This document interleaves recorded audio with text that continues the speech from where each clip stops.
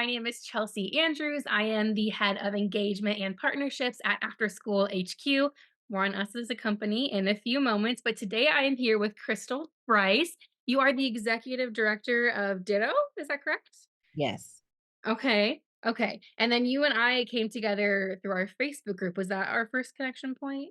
Yeah, it was. Mhm. Okay. So, after school HQ, kind of the way that we got onto this call is an education technology company. The founder of our organization, he is someone who saw that a lot of people who are in this after school, out of school time field, which I'm sure Crystal, this will all resonate with you. He noticed that providers of after school programs are asked to do way too much. It's too little. Not everyone has an MBA. Not everyone is an accountant. Not everyone gets into this after school space with that business background. So we created a platform that helps generate impact to report over to funders. We help make communication with students and parents more smooth. And then just compiling your data and storing data, we do a lot of that. But bigger picture, we talk to people who are all over the country that do after school programming, and not all of them are clients. And you're someone who met in a Facebook group that we facilitate for youth leaders all over the country. It's newer, we're getting it going, but you were a leading voice, so all of that now to say, Crystal, I'm so excited to talk to you. We've been together in this forum and I want to hear about your program. So can you I'm going to kind of big picture pitch it and then I'll take what you say and make it more focused. What is Ditto? Who are you? Where are you? What is this program? Bring us in. Yeah, so Ditto is essentially an after-school tutoring program that is geared primarily towards homeless and low-income students in grades pre-K through third. So we try to stay really, really streamlined with who we're serving. I found over the years, and it's been for me now almost 4 years doing business, that the more streamlined we are, then the more we're able to resonate to the folks who want to partner with us or to parents who want to utilize our services. So we operate out of Charlotte, North Carolina. That's where our headquarters are. And we've been serving kids here in this local school district for the entirety of our lifespan. And we've recently expanded out to Wake County Public Schools. And we recently got a contract with the state of North Carolina. So the impact is being felt and we're excited about, what's to come. This is incredible. So I did a little bit of research on your program, but I also didn't want to jump on a call together and feel like I had this whole backgrounder. So I wanted to be a little bit surprised for conversation's sake.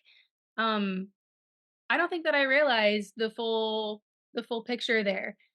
Where did your, like, passion for this community of children come from? I grew up much like the kids that we serve. So I am one of 8 children. We were raised by a single mom, and coming along after she and my dad broke up, we were homeless a lot of my childhood. So I had pockets of homelessness from the time I was 10 until I graduated high school. And so that took up a lot of my childhood, just going from place to place. I don't think we lived in one place for longer than 6 to 8 months. And so, you never know how God's going to use your past in your adult life and in your ultimate, calling and what you do in life. And I never suspected that experience that I went through as a child that impacted me academically so much, I never realized how much it would, be used in what I do now. And so I kind of stumbled upon this world. I was contracting as an executive director for another organization. And in doing just that work, I was at a school and was talking to one of the social workers, and she said, "Hey, my boss actually sponsors kids that are homeless to come into after school programs." And so she let me know that while I was working with this other organization that, this was a way for kids to start to come into the program I was trying to develop and build. And in doing that, we started working together. They loved what we were doing. They loved the work we were providing and the things that we were doing. And out of, just my innate experiences, life experiences, if you want to call it, I knew how to develop programming that was effective towards this demographic because of my childhood. So it just all kind of came full circle. And we've been doing it ever since. And I'm still learning. My childhood experience helps, but I'm learning what kids today are going through in their homeless journeys with their parents, and it's just amazing the things that I'm seeing and learning, but it's also amazing just to see how that my lived experience, I couldn't have picked that up from a college campus. That came just by my own experience. And so it's just huge. It's huge what we're seeing take place, my team and I with these kids. Yeah. Well, I would imagine, and correct me if I'm wrong here, but I would imagine that going through something yourself and then connecting with others who are experiencing it, there's just a comfortability there for them, for you. There's an empathy level that can't be fabricated. Absolutely. I think it comes down to things just as small as, when the kids showing frustration and that's considered a behavior in the classroom, it is, and it is a behavior, but sometimes the child is just tired or they're hungry, or maybe they're sharing a bed with two other siblings and they didn't get any sleep that night. So there could be a number of reasons. And I think that knowing that lifestyle and that upbringing helps me to be able to speak to the need of the child when there is a behavior. Yeah. Were you part of after school programming as you were growing up?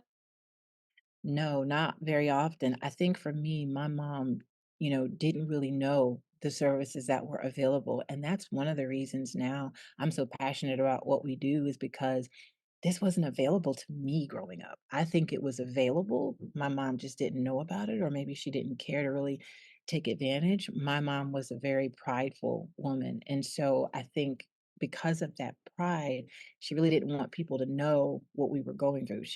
And so she kind of shielded us from them and them from us. And there are a number of moms now that do the same thing. And just in the parent kind of realm of things, I'm able to kinda help in that area, engaging the communication because I let moms know all the time, and now I'm a mom, "Hey, there's nothing to be ashamed about, use the help that's available." Did you have a period after no longer being a minor where you had like space from this after school, like industry, community, like I see it in kind of like advocacy spaces. There's all these different ways to be involved. Did you have Mm. a separation, or did you go straight from being someone who was a minor into staying with the unhoused homeless community? Or like what did that look like for you as a From the child and as an adult? Oh, sure. Well, no, I actually got away from childcare altogether and got away from my upbringing. I went straight into corporate. I was in banking for a long time. After Wow. high school, the idea was that I was going to go directly into college. Well, I was too scared to go to college. I was too scared to be out on my own on the campus, and it just wasn't my flow right after high school. And so instead of doing that, I actually ended up going straight into the banking world and kind of climbed the ladder a bit in banking, and then went into, kind of post-secondary education after that. But no, I spent years away from childcare until I kind of started seeing the tie-in. I was always mentoring teenage girls. Even when I was in the corporate world, kids and young girls were always surrounding me in different pockets of my life. And it was something that I just couldn't get away from, whether it was through church or through just a friend who had a daughter. I was always around kids. And so it really didn't come full circle for me until later on in life after I had already had my children. Now I'm seeing that I'm working in this one organization as a contractor, and it brought me right back into the world of childcare, and then it just reignited that passion that I've always had for kids. It just reignited it all over again, and then I found myself at I think I was about 35 when I got back into it. Okay. Yeah.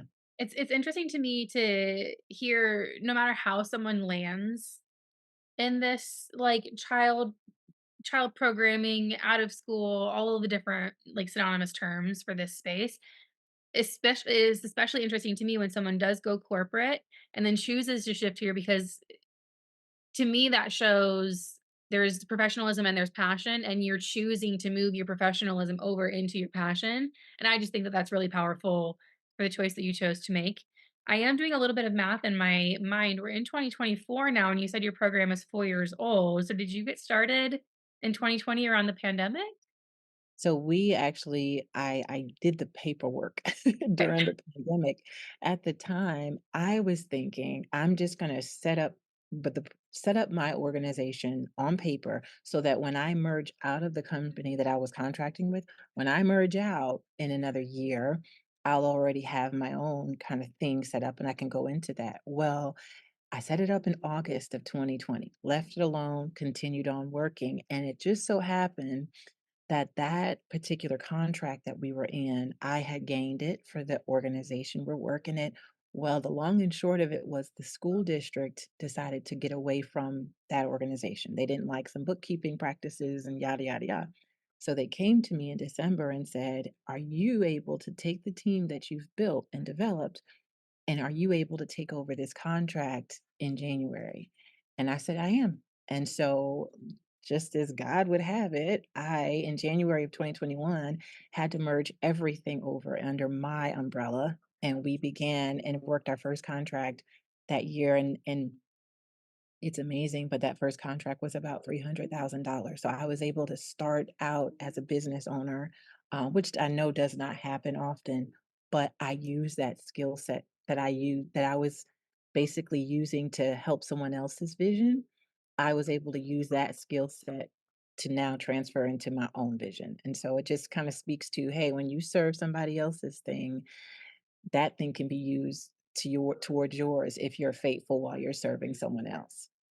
How many students since, like, after paperwork and all the logistics, which I don't mean to oversimplify because I know that is a tedious process. But since the Mhm. program has been going, how many students do you think or do you know have gone through working with you at Ditto?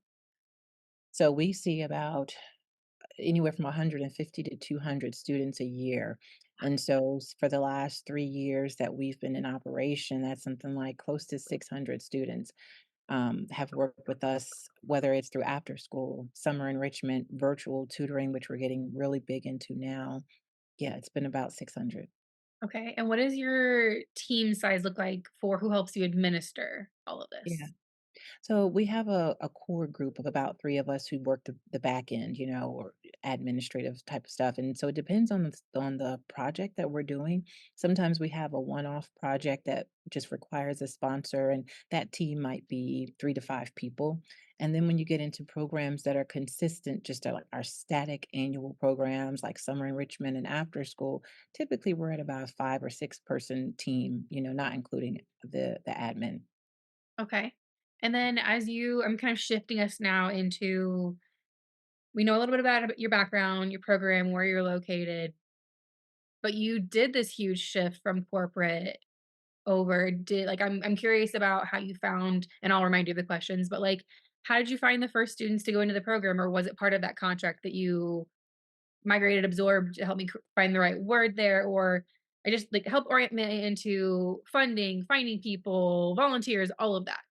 Yeah. So the students that were housed under the contract that we got with the old organization, they were not considered my students. So I definitely separated, hey, these belong to you. Even though I did the legwork, I did it under that umbrella. So those we don't count. The way that I was actually able to bring in my first students under my umbrella was just through talking to people. I feel like as I work with, other business owners or people who are trying to get into the out of school time space, and business owners in general really have challenges with just talking to people, just getting out there and talking about what they do, learning about what others, organizations and what their missions are. That was how we got, our first students. And I remember to this day, I have a video of it. My then admin assistant, I my first 2 students were 2 twin boys, and they were coming over to us during the kind of the aftermath of the pandemic. We were still in virtual, and they could not get in during the program that I was working with the other organization. So we had to bring them in because of our cap and our ratios. We had to bring them in under my organization. So as we're merging out of this old contract with the old agency, I was able to immediately bring in 2 students, and I took it. We had 2 students under my umbrella, and it was so exciting because I was like, "Wow, I just enrolled 2 kids under my, brand." And so that was really exciting, but it was really just done by me talking to a school, finding out their need, and then pitching what I do to that school, and so they ended up having a family that wanted to take advantage of the service, and from then on, it's been the exact same formula. Wow. Did you call guidance counselors or did you know that there's a certain other position or how did you first start reaching out to schools? Through a colleague, so, through a social worker, and I find that for me, when it comes to underprivileged students, a lot of times the social workers are, the best bet because they have their ear to the ground in terms of families and their needs, and then also they have their ear to the ground in terms of what, funding might be available from the school district perspective. So, in just conversing with that social worker, at that particular school, they let me know what the needs were. And sometimes when you begin to develop relationships with those social workers, they may not have anything in the beginning, but it could be 6 months down the road. They may have a pocket of children. They say, you know what? Crystal, her organization, she does X and Y and Z. The key or the goal of the social worker is to connect families to resources. And so becoming that person and that advocate for your resource that you're bringing to the table only makes your chances of getting students and enrollment the better. And so it got to the point now, it's at the point now, enrollment has never been an issue for me. If we are running a program, we'll get no fewer than 100 applications for the program that we are running. I have a database of hundreds of students and families, and so that has to do with just talking about what you do and talking to the right people. So when you put out "Hey, we're enrolling," and, the enrollments just come. They just come in that and we'll get into, I'm sure, process and everything because it that has a lot to do with it, but enrollment has never been an issue for us. Yeah. Okay, so I love that you touched on enrollment because I do wanna come back there, but I'm imagining people who might be watching this who also run youth programs, and I feel like a huge conversation, a huge initial hurdle is fundability. So from the Mm, sounds of it, you've got wait lists or you've got people on hold, you've got like, enrollment is not your issue. Was yeah. funding something that felt difficult in the beginning, or what did that look like for you? Funding is still challenging. Funding is not impossible, but, for me, it was, it's a challenge, but for me personally, I went through a cancer battle for about a year and a half, and when I had to kinda step back from the business to address my health, the funding piece became even more challenging because I had lost all of that communication with the marketplace. And so when your name kind of gets pulled out of the hat, people don't think about, your organization as much because you're not there to really talk about it. And so for that reason, I would say funding became more challenging.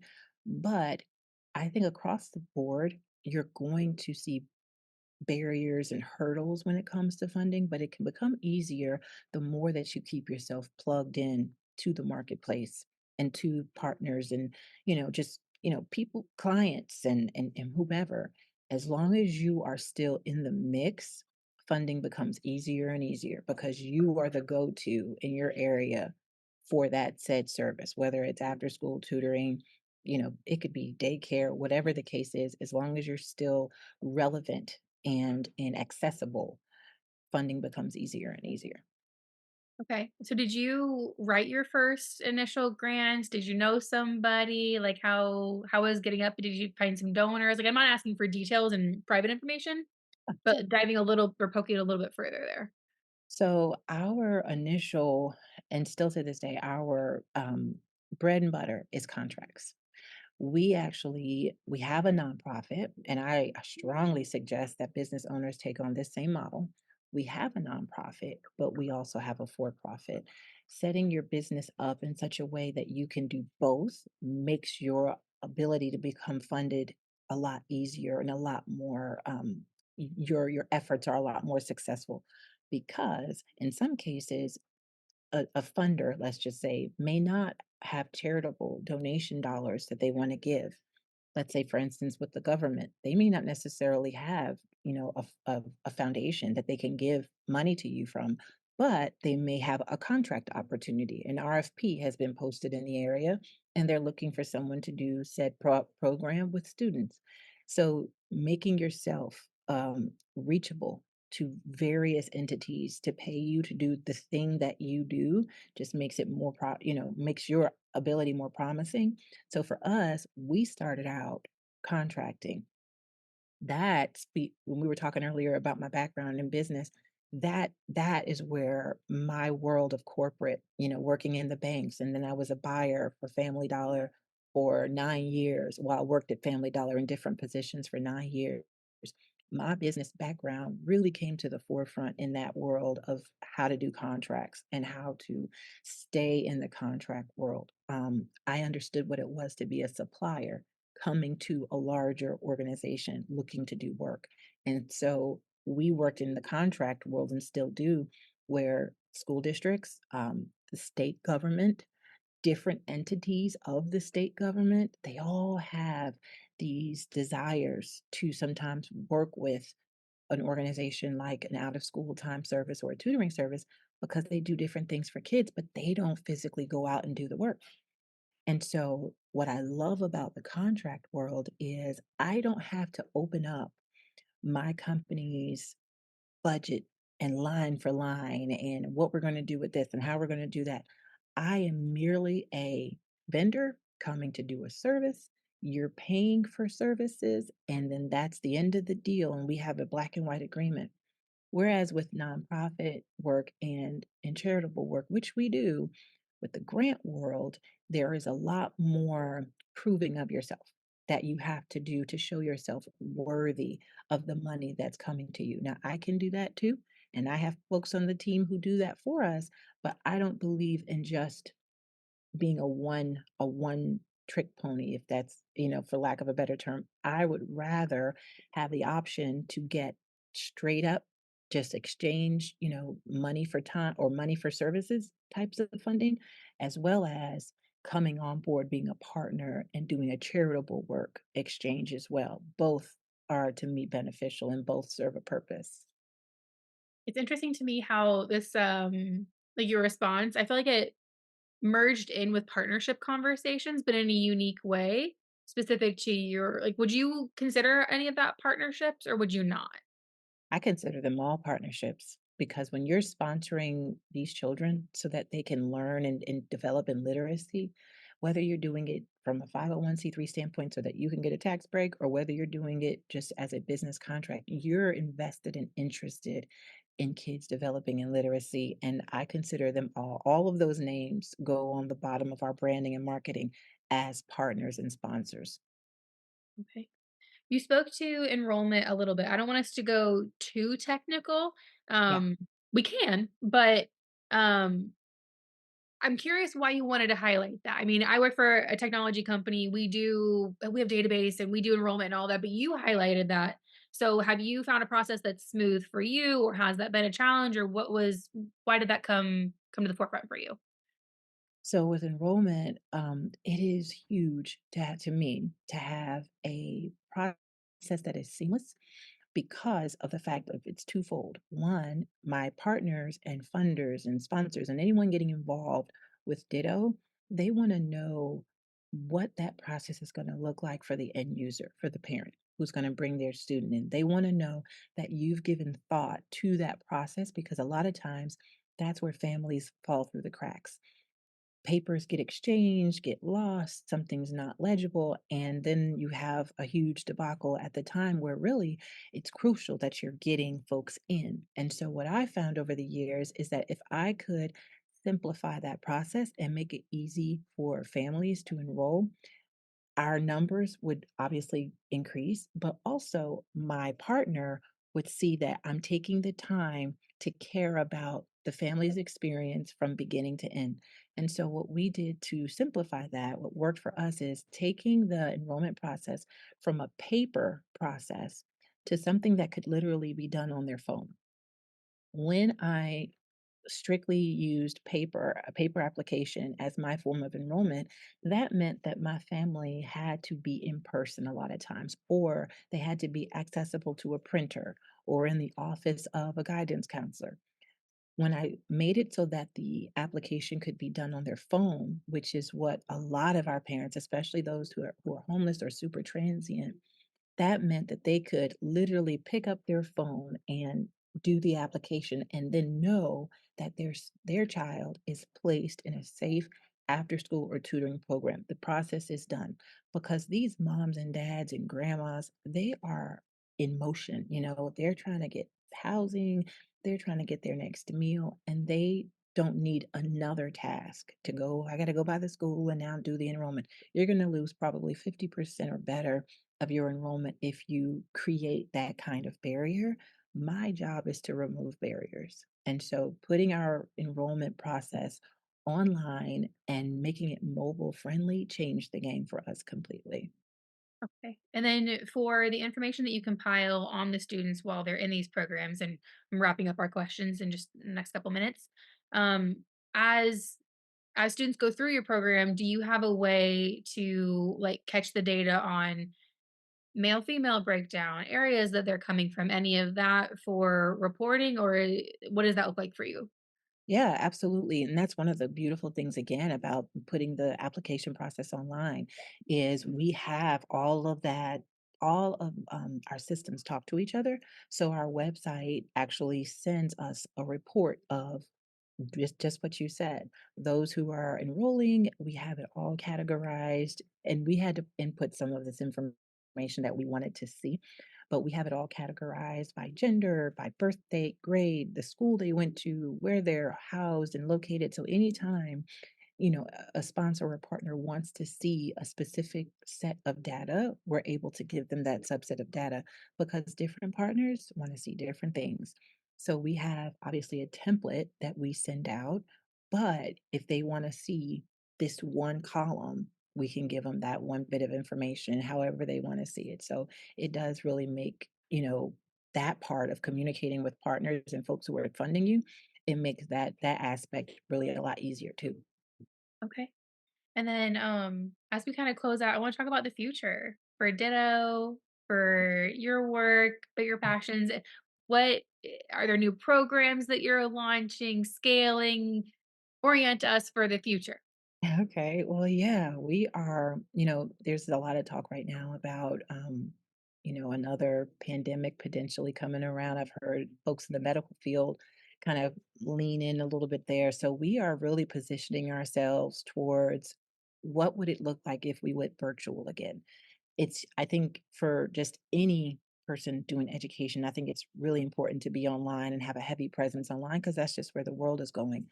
But I think it's also wise to prepare for the worst so that when it comes time to potentially serve a need, we're ready. And so for us, as I'm seeing more and more people go back to wearing masks around me, I'm thinking, let me make sure we're on the cutting edge. And so for us, it's all about developing a software tool now that will enable us to tutor students, whether in person live, like you and I are right now, or just having a platform that kids can get on at 9:30 at night, 6 a.m. in the morning, whatever time mom and dad want to get on with the student, even, but having a platform that's available to families 24/7 that students can begin to or continue their journey in developing in literacy.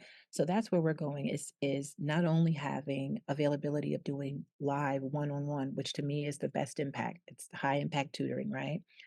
Having that, but also making it so that now we have this platform that is auto run 24/7 where students can get round the clock ditto content and curriculum, to help them in their literacy journey. Okay. And then do you have seasons throughout the year that these positions open up? Or I'm just imagining in 3 months, 9 months, we never know when someone's gonna find this video or you. And if they happen to live in Charlotte, North Carolina or somewhere nearby, and they go to your website, are there rolling opportunities to get involved or what might things look like for them? Yeah, we're always taking applications, whether it's for volunteers or for paid positions, because as Ditto expands into, larger territories, as I spoke earlier, we're in the state of North Carolina, but I definitely have visions of being global. I have my eye right now on just Africa in general, the continent. I would love to do work for students out there, but also all across our country as well. There are students in all districts who could use support, especially post pandemic, just getting that literacy back on track. And so because of that, we're always enrolling or we're always taking applications because, hey, you may have your hands in the world of, what's going on in the California school districts. We would love to have tutors who are virtual working with us as we begin to expand. So absolutely that process happens online. So if someone's interested, they can certainly visit www.diddoskids.com and go to our application page, and we'd love to hear from you. Perfect. And again, you are Christal Brice, Executive Director of Diddo down in North Carolina. Thank you for being on like a part of this conversation with me. Or you are the conversation. It's you and I speaking and me learning about you. We were just Yeah. curious to speak to more providers who are doing incredible work. And I think that what you do um, is so important, and it's not something that everyone can just jump into. You have a particular um, background and calmness to you. And I just really, really, really think very highly of you and your work. And I'm appreciative of you being here with me. Well, thanks so much for having me. I just love what AHQ is doing. I love the community. I'm telling you, you guys probably know this, but there's just not a lot out there for those of us who do this niche work. And so I just love what you guys are doing and look forward to just continuing to connect and grow within the community. So thanks for having me.